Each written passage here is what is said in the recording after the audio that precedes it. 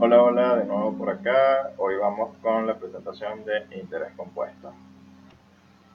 Supuesto lógico detrás del interés compuesto, un capital P invertido en un momento cualquiera de tiempo puede crecer durante intervalos iguales a una tasa constante. Desde el punto de vista conceptual, ahora, a diferencia del interés simple, los intereses generados por el capital generan un nuevo interés. Entonces el ciclo que se va a cumplir es que un capital genera unos intereses y luego ese capital más los intereses generará ahora ese capital final generará un nuevo capital inicial y sobre ese nuevo capital inicial se le cargarán unos nuevos intereses y luego se repite nuevamente el ciclo. Por ejemplo, si tenemos como datos de entrada un capital de 1000 a una tasa del 10%, entonces en el periodo 1 lo que se va a cumplir es que en el capital inicial tendrás 1000, los intereses que se generarán no es más que multiplicar el 1000 por el 10%, y eso da 100, y el capital final será la suma del capital inicial más el monto por concepto de intereses que da 1100. Este capital final del primer periodo será el capital de arranque del segundo periodo y con 1100 ahora calculamos el interés al multiplicarlo por el 10% y eso es lo que generan los 110 en el segundo año con respecto al interés generado en ese periodo. Capital inicial del periodo 2 más el monto generado por concepto de interés en el periodo 2 genera capital final del periodo 2 que es 1210, que a su vez será el capital de arranque del periodo 3. Si seguimos haciendo lo propio periodo a periodo, vamos a llegar a que en el año 5 el capital generado al final de ese periodo será de 1610,51. Si hacemos lo propio ahora, pero a nivel de notación, podemos demostrar cuál es la fórmula que está detrás del interés compuesto. Para eso ahora, en vez de colocar 1000, lo sustituimos por P. En vez de colocar una tasa del 10%, lo sustituimos por I minúscula.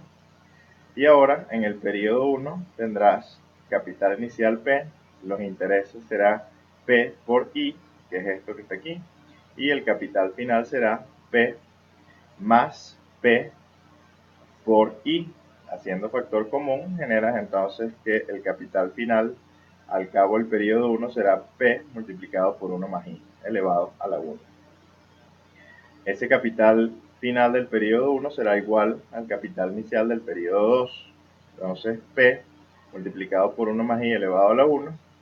Al multiplicarlo por I me genera P por 1 más I multiplicado por I. Ahora bien, si yo quiero calcular el capital final, vamos a ver que de la ecuación se desprende que el capital final en el periodo 2 será igual a P multiplicado por 1 más I elevado al cuadrado. Si hacemos ahora esto en repetidas oportunidades, vamos a ver que a nivel del capital final en cada uno de los periodos, lo que se va a cumplir de manera general es que el capital final para un interés compuesto no es más que el capital multiplicado por 1 más la tasa elevado al número de periodos en el cual, digamos, transcurre una operación financiera. Características del modelo: los intereses devengan intereses, los intereses son crecientes en cada periodo de capitalización, a diferencia de lo que teníamos en interés simple, se aplica en cualquier tipo de operación tanto a corto como a largo plazo, y ahora sí, la equivalencia de capitales es perfecta, a diferencia también de lo que teníamos en interés simple. Dentro de los elementos a considerar y notación, BP, C o P, valor presente o capital inicial, BF, F o M, valor futuro o monto final, I mayúscula, monto generado por concepto de intereses en la operación financiera, I minúscula, es la tasa del periodo de capitalización, N no es más que el plazo de la operación expresado en periodos de capitalización, y la novedad, a diferencia de lo que teníamos en interés simple, es K, que no es más que la frecuencia de capitalización. ¿Y qué es una frecuencia de capitalización?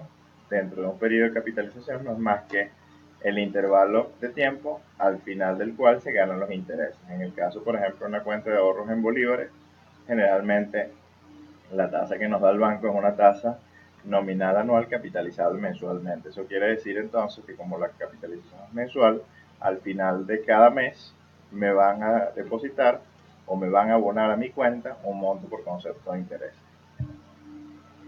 Entonces yo pudiese, digamos, definir la frecuencia de capitalización, que es el número de veces que yo voy a capitalizar intereses a lo largo de un año.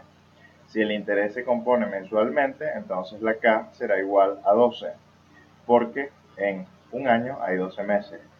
Si el interés se capitaliza trimestralmente, entonces ahora la frecuencia de capitalización va a ser dividir 12 entre 3, lo que es igual a 4, o lo que es análogo a preguntarse cuántos trimestres hay en un año, y la respuesta sería 4. Y si ahora el interés se convierte bimestralmente, si la frecuencia de capitalización es bimestral, entonces la K básicamente será igual a 6, que significa que en un año existen 6 bimestres. Es decir, bimestral significa me depositan los intereses cada 2 meses. La notación y las fórmulas para interés compuesto: valor final será igual a valor presente que multiplicará a 1 más la tasa elevado a la n. Si yo quiero despejar de allí el valor presente, me quedará como el valor final dividido entre 1 más la tasa elevado a la n, o bien, como lo coloco o lo expreso en la lámina, el valor presente será el valor final que multiplicará a 1 más la tasa elevado a la menos n. Y el monto que se genera por concepto de intereses estará dado por multiplicar el valor presente a 1 más la tasa elevado a la n, todo eso a la menos 1. Eso que acabo de decir, factor 1 más i elevado a la n menos 1, es, digamos, lo que multiplica el valor presente. Desde el punto de vista gráfico, bueno, vemos que la función en el caso del interés compuesto es una función geométrica, en el caso del interés simple es una función lineal. Entonces yo pudiese, digamos, definir de una vez cuáles son las tasas que aplican para el interés compuesto. Entonces la tasa nominal no es más que la tasa que se pacta o se declara en la operación financiera. La tasa proporcional del periodo no es más que tomar la tasa nominal y dividirla entre la frecuencia de capitalización. Y podemos definir de una vez la tasa efectiva o tasa real de ganancia anual, que no es más que 1 más la tasa efectiva de ganancia elevado a la 1, igual a 1 más la tasa nominal anual capitalizable dividido entre la frecuencia de capitalización. Todo eso elevado a la K. Hay que hacer notar que esta K es exponente. ¿Okay? Entonces esta relación está dada para capitales iguales y para una operación, digamos, que se desarrolle en tiempos también iguales. Adicionalmente podemos definir la tasa equivalente, la relación de la tasa equivalente. Dos tasas son equivalentes si aplicadas a capitales iguales en el mismo periodo de tiempo producen el mismo capital final. De eso se desprende que 1 más la tasa nominal dividido entre la frecuencia de capitalización y elevado todo esto a su frecuencia de capitalización debe ser igual a 1 más la tasa nominal 2 dividido entre la frecuencia de capitalización 2, y esto todo elevado a la frecuencia de capitalización 2. Primer ejemplo de esa tasa equivalente: hallar la tasa nominal anual capitalizable cuatrimestralmente, que es equivalente a 60% nominal anual capitalizable mensualmente. Es decir, el dato que conoces es la tasa nominal del 60% que capitaliza mensualmente, es decir, que la K vale 12. Y se pretende estimar qué tasa es equivalente a la que les acabo de decir, pero que tenga una tasa nominal anual, pero con una frecuencia de capitalización, en este caso, cuatrimestral.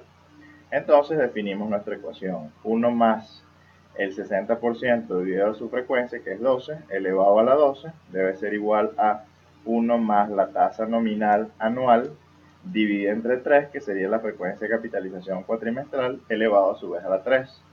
De esa ecuación despejo n. Fíjense que los exponentes se simplifican y me queda del lado izquierdo el exponente 4, y despejo de allí n.